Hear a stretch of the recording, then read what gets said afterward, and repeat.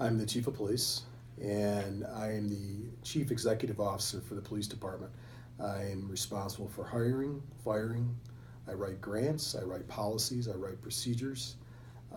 Pretty much everything that has to do with running a police department I'm responsible for, and if I don't do it directly, I have someone else do it. Law enforcement's responsible for the public safety, and that's not just the physical well-being for people, but also the mental well-being. So if someone's having a bad day, we can kind of help them through it. We're unofficial counselors. We do a lot of counseling with people, and it's very important to the country, because it keeps people safe and gives them a sense of security in their homes and when they're out and about.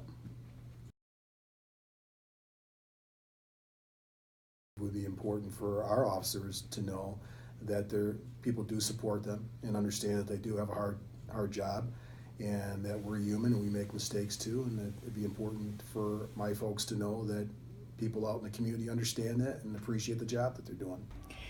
My name is Samantha Vag, and I work in healthcare administration at Leroy Village Green, which is our local skilled nursing facility. We're a 24-hour day business, 365 days a year with no natural breaks.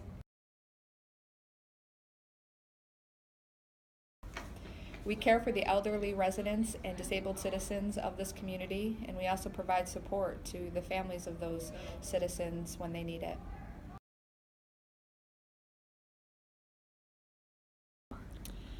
I think that nurses want to hear how much they're appreciated and how the people recognize the sacrifices they make being with their own families on special events and holidays, and to take care of other people's family.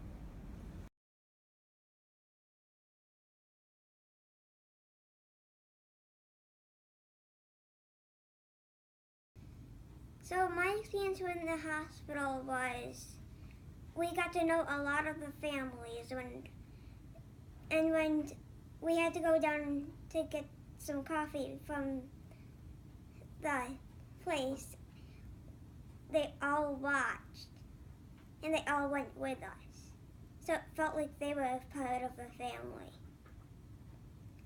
And I didn't like being in there for a long time. Being inpatient, a lot of times the kids didn't even realize they were getting treatments because they were having so much fun. The child life department would use iPads and different distraction techniques to get the kids engaged in other things besides the doctors and the needles and things like that. So that's pretty cool. They also had the dogs that came in to visit once a week to kind of boost spirits in case anybody was having a down day. We had some celebrities come in and visit the kids. So for the most part, it's a fun place. She used to cry when it was time to go home because she had so much fun when she was there. And she wanted to go back and visit her friends.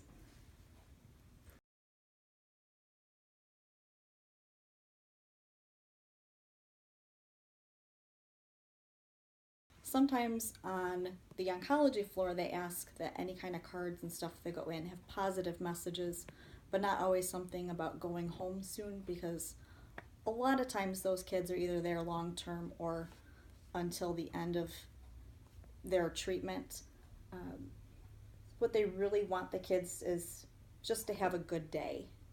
So any kind of a message that might make that day a little easier for them.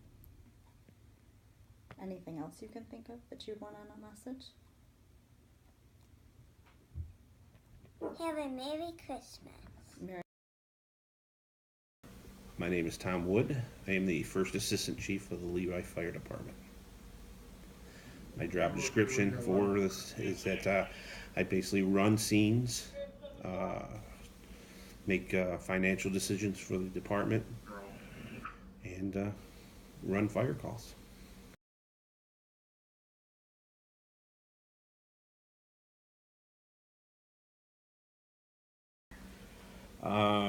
The fire department's importance to the community.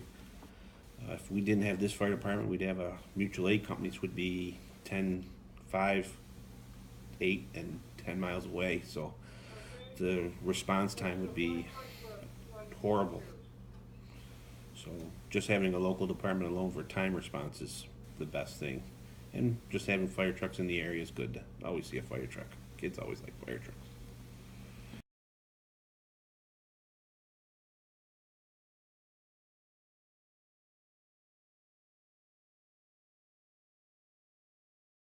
just wish us a Merry Christmas, Happy New Year, and tell everybody to tell us to stay safe.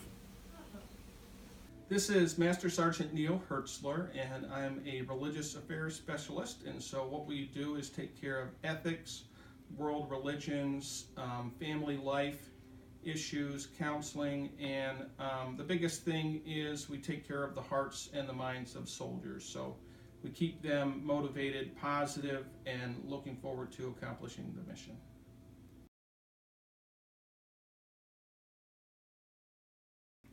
Okay, so in the military, everybody's got a little bit different job focus that applies to working towards completing the mission together.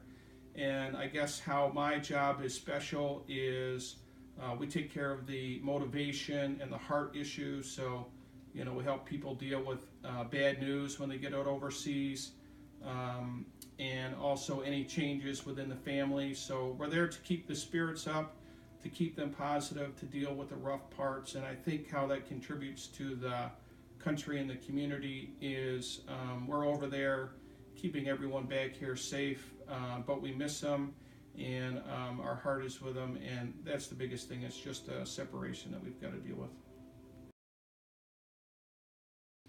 Okay, so when we get cards at Christmas or New Year's or really any time of the year, I think the part that's really special is kind of the memories. If you work on things that make them happy, particular cars or football teams or baseball teams, you know, you're kind of separated, and it's kind of feels weird not to be with your family that you think about and love every day.